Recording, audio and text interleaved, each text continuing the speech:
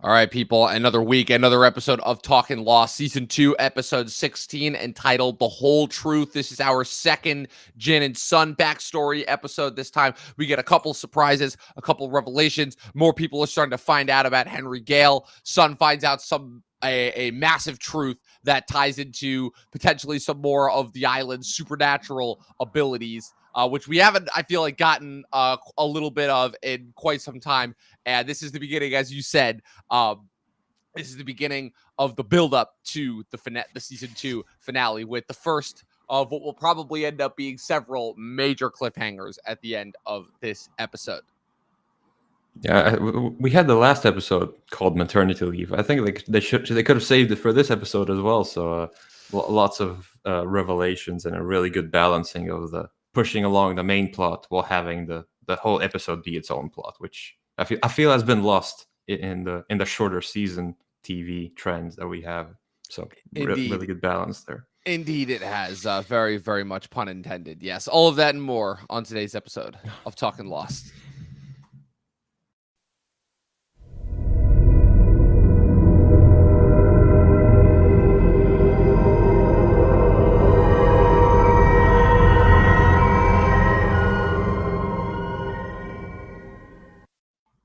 I feel like that was the first time in a while that you've made a lost pun without even realizing that you did. That's impressive. It's just a regular word. I know. That's what makes it so great. So I don't even realize it. That's what makes it so great. I love whenever that happens. People, like I said, we are officially on the countdown to the end game. We only have 3 more weeks left in June after this, and then we have the build up to the finale, which will be at the last weekend of July as well. So like you were saying, that was actually pretty funny. I didn't even put that together. The fact that last week was called maternity leave. We were following Claire as she was trying to retrace her steps, figure out what happened when she was kidnapped by Ethan in season 1. This episode, we're following Sun. It's funny because every Jin and Sun backstory episode, it involves both of them, but it follows really just one of them. So the first time last season, it was Sun. And then the second episode, we saw the same set of events, but from Jin's perspective. And then this season, we see a little bit of a different thing because we're getting more context with the backstories. Jin's backstory earlier this season was how him and Sun met. This season, it revolves around their seeming inability to conceive and the circumstances that led to that, and how the island may be pulling some more of its supernatural abilities in terms of, making certain. I don't even have to think about it this time. I know it's like, bang, it's the island. Yeah, it's like you can immediately figure out. You're like, we've been here long enough. We all know that as soon as something like somewhat like supernatural or mystical may be happening, it's going to be the island. It's just we could just put the pin in that right there. Obviously, again, the revelation, the title of this episode revolves around, Sun once again is keeping something from her husband after Jin at the beginning of this episode once again pulls a little bit of an asshole. Since Sun and Jin reunited this season, Jin's been a little bit, back to his season 1 overprotective days, but Sun's also changed a lot as a result of her time on the island. She's like, yeah, I'm not just going to go along with this anymore. Like, you have to treat me with some respect. And of course, that leads him to, destroy her garden. Once again, it's like you understand where he's coming from, especially after her almost being kidnapped. But once again, he's going about it in all of the worst ways possible. And then in come the flashbacks in order to inform on that decision. And it's revealed that one of the many things that was going to lead to the dissolution of their marriage, in addition to, her father being a major criminal that was basically forcing Jin to answer to his every beck and call, was that they were seemingly unable to conceive children. And they both, again, were going into it for the complete wrong reasons. Jin was attempting to conceive a son for, in order to both pass on the legacy, while also in order to try and convince Sun's dad to maybe not have him doing so many dangerous things. While Sun, in the meantime, what is revealed to have still been seeing her previously arranged ex from her previously arranged marriage, who has been the one that has been teaching her English. And there may also be some sparks still flying there as well. The reasons for why they are unable to conceive are told to us different. First, they go to see a fertility doctor. The fertility doctor claims that Sun has endometriosis, which prevents her from being, which means that her fallopian tubes are too scarred, which means that she's unable to conceive. And then later on, it's actually revealed that, the doctor just said this, that Jin, on behalf of Sun's dad, would not burn down his practice, when the reality is that Jin is unfortunately impotent and is unable to have children. And obviously, for various assorted reasons, he was unable to say that to Jin. So that leads us into kind of the big revelation, which is that again, after Jin's latest screw up, Sun immediately starts feeling, woozy, lightheaded. She runs into And then Rose and Bernard. any single woman in the history of TV, once they start feeling a bit woozy, it can only mean one thing. Exactly. If there are if there are three things that I have learned from watching movies and TV over the course of my life: one, coughing on screen means death. Two, any soldier who talks about, oh, I can't wait to go home, dead in the next scene. And three, any woman that feels slightly lightheaded or woozy, automatically pregnant. Like, automatically. Like, without a doubt, this was a staple of TV for so many years. So immediately off the bat, it's an interesting setup. So I want to know what you think, especially since this being the prime focus of the episode. I would almost argue that this is kind of the more underwhelming storyline of this episode, but I don't know. That's just me. But like even then, it's like it's a really prominent like story beat that has implications for further seasons because like there's not much you can do. Like you got to have the baby. Like you're on this island, it's gonna happen. Like, but also this is the timeline. Like how long we've been here at this point? It's like 2-ish months, right? Kind of. So like again, that part of is like, oh, island is really like playing its tricks here. Again, we don't really know what the island's motivations are. We see it's a benevolent force generally. So in terms of their relationship, again, it kind of recontextualizes their whole relationship as it does with most of these flashbacks. So again, that makes more sense of why Jin is the way he is, so overprotective, especially in the first season, and now again in the opening scene of this episode. So yeah, we haven't really done much with Jin and Sun for a while, outside of her getting attacked by Charlie in a few episodes back. So yeah, again, it's getting crowded. So it's like, okay, we haven't seen these people for a while. Yeah. And now we get a full episode of them. So that's good. Yeah, this is definitely the part of the season where you start to realize just how crowded it has become. There were already, even though we killed off Boone and Shannon, there are still a lot of characters that we still are kind of visiting every chance, And then, of course, we still have the whole Henry Gale of it all lurking underneath the shadows. And I feel like also with this episode, if there was ever any doubt that Henry Gale was one of the others, it's completely out the window because just the way that he's been talking with manipulating Jack, with Locke and now Jack, it's like, oh, okay, like this is what we're doing here. But yeah, the Jin and Sun storyline this episode, like I said, it was a little bit, I guess my only criticism would be it would be a little bit of a repeat. I thought that this whole phase of their kind of relationship had been left behind in season 1, and then after they reunited, I didn't realize that we had to kind of revisit this in order to get to the Sun being pregnant storyline, which I'm not going to lie is kind of a storyline, I'll just say for my money, that kind of goes nowhere for my money. So, because there's a little bit of time hopping. So it's one of those things where, unlike Claire, where, obviously her being pregnant was a pretty crucial storyline and part of season 1. Sun's pregnancy, it's just there in order to heighten the drama and the stakes in this episode, and then it kind of goes nowhere after the fact. Like it obviously does have implications on their relationship and their interaction with other characters going forward, but really it once again just serves as more like, oh, just more drama that we need to create between these two, So I guess if anything, my only criticism of that would be it feels a little bit repetitive, and especially once, you see him trying to communicate with Bernard, and they're like, oh, they're still doing the whole Jin is having a hard time speaking and understanding English, and of course that gets to the whole, oh, he's tired, he's angry, that and of being the only one on this island that nobody understands, and constantly kind of having to depend on his wife in order to be able to translate for him, especially since Sun's still kind of his prime translator. Everybody dropping hints around him that, that he's going to be a dad, and he, of course, doesn't understand. And then, of course, the whole thing at the end of where it's like, oh, the island is a miracle. So 3 episodes from now, the SOS episode, which is the Rose and Bernard backstory, that, I think, is an episode that does a much better job of illustrating kind of how the island, the island's kind of picking and choosing of certain storylines. Because, of course, then they get into the implications of, oh, it solves Jin's impotency issues. Why does it not solve Charlie's drug addiction or Sawyer's problems with reading and stuff like we can really get nitpicky with the island if that's the case. Obviously, again, it's a whole thing of, okay, the island clearly has a mind of its own and clearly picks and chooses who it wants to fix and who it wants to heal. Obviously saving Charlie last season after he was almost strangled by Ethan, but then obviously choosing to let Boone die, was really the biggest indicator for that.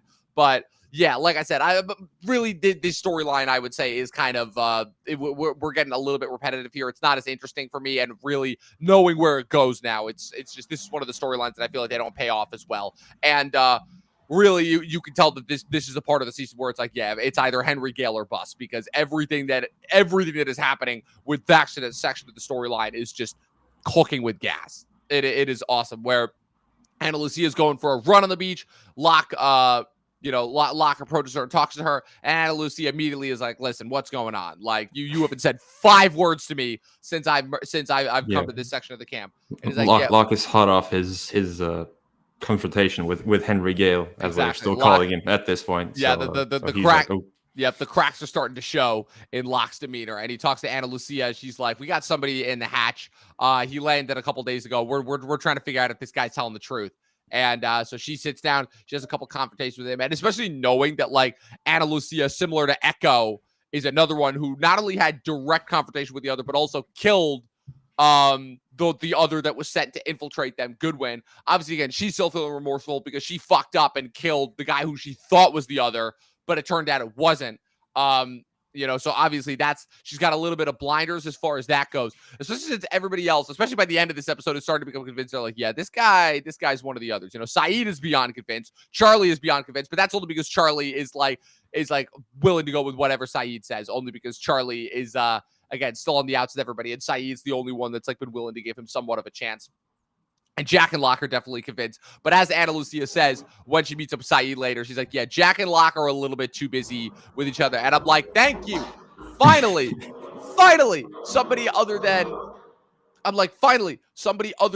friggin' us is realizing that the constant bickering and back and forth between these two is coming to a head, because this is absolutely getting ridiculous. But so Ana Lucia goes in. She talks to Henry Gale. She convinces him to draw a map to the supposed balloon where he landed. She does not tell Jack and Locke. She instead tells them that, I want to keep talking with him. I'm still not sure, but tomorrow after a clear head. And instead she goes to Sayid and Charlie, reveals the map that he's drawn for them, and they start trekking through the jungle. She has a little bit of a confrontation with Charlie, so I'm like, yeah, Charlie's still a little bit in his villain phase right now. And they go to the spot where supposedly the balloon is, and what a surprise, no balloon. But Sayid and Charlie are beyond convinced. They're like, yeah, of course this dude was full of shit. And Ana Lucia is like, look, if we're gonna do this, we need hardcore proof, so we gotta split up and explore this area. And that's we gotta split up and explore this area. So what did you think of that whole storyline of Ana Lucia being brought into the whole Henry Gale of it? Well, towards the end there, I was like, okay, where's this plot going to resolve? And then it never does. And so I was like, oh, you got to keep watching to get to that one. So again, Henry Gale is the true orchestrator of all this, because somehow he knew, or he guesstimated that Ana Lucia would go off on her own without telling the Jack and Locke, while he works them down continuously throughout even this episode. So yeah, it's just more and more people learning about Henry Gale. Like now Charlie knows about him. Now Lucia knows about him. Sayid. Pretty soon, I'm sure pretty much everyone's going to know about him. Everyone's going to find out about him at a certain point. But again, it's one of those things where it's like, obviously, Locke and Jack are keeping it under strict lock and key, pun intended. They don't want everybody else finding out, because they know that the minute that the masses find out about this guy and the rumors that he's one of the others, like that's not going to end well. So he's like, yeah, this is more people are starting to find out about this. We definitely need to nip this in the bud as soon as possible.